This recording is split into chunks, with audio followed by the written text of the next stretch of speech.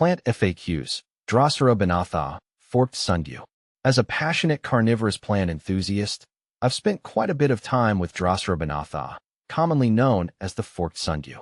This fascinating plant has captured my interest with its unique trapping mechanisms and distinct appearance. If you're considering adding Drosera binata to your collection or just curious about its care, I've put together some frequently asked questions to help you out. Does Drosera binata need dormancy? Yes, Drosera binata does need a period of dormancy. In its natural habitat, Drosera binata experiences seasonal changes that trigger a dormant phase. During this time, the plant goes through a period of reduced growth and requires cooler temperatures and less light. Typically, this dormancy period lasts about 2 to 3 months. To replicate these conditions, I place my Drosera binata in a cooler spot with reduced watering. This period of dormancy is crucial for the plant to thrive and produce its distinctive forked traps when it resumes growth. How to grow Drosera binata. Growing Drosera binata is a rewarding experience if you follow some basic guidelines. Start by planting the seeds in a nutrient-poor, acidic medium like sphagnum moss or a peat perlite mix. The seeds need light to germinate, so don't cover them with soil. Keep the soil consistently moist but not waterlogged. A humidity level of around 50 to 60% is ideal, which can often be achieved by placing the plant in a terrarium or using a humidity tray.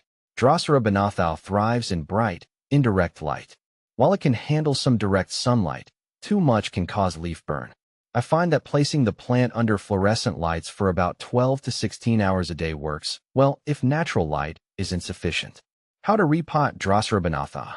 Repotting Drosera binata is straightforward, but should be done carefully to avoid disturbing the plant too much.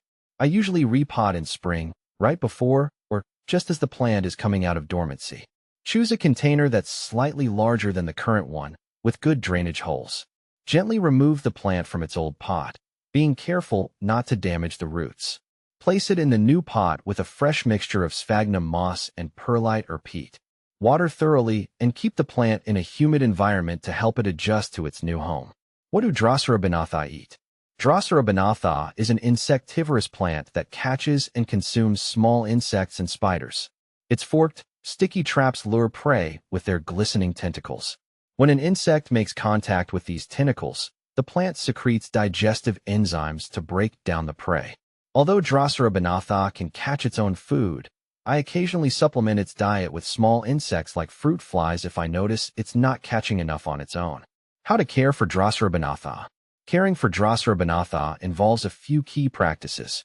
Besides ensuring it has a proper dormancy period and appropriate growing conditions, it's essential to maintain a high level of humidity and avoid using tap water, which can harm the plant.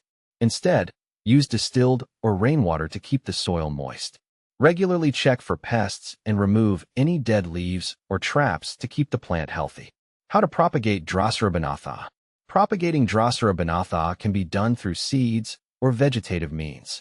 For seeds, simply sow them on a suitable growing medium and keep them moist and warm. The seeds usually germinate within a few weeks. Alternatively, you can propagate through leaf cuttings or plant divisions. Ensure the cuttings are taken from healthy plants and follow similar care routines as with seeds. What to plant with Drosera binata. Drosera binata pairs well with other carnivorous plants, like Venus flytraps and other sundews. It also thrives in a terrarium environment where humidity and light conditions can be controlled. Avoid planting it with species that require vastly different care conditions, as this can lead to problems. Can you grow Drosera binata indoors? Yes. Drosera binata can be successfully grown indoors. In fact, growing it indoors can make it easier to control the conditions it needs, such as humidity and light. A well-lit windowsill or a grow light setup can provide the necessary light, and a humidity tray or terrarium can help maintain the right moisture levels. Is Drosera binata toxic? Drosera binata is not toxic to humans or pets. Its traps are designed to catch and digest small insects, not to harm larger creatures.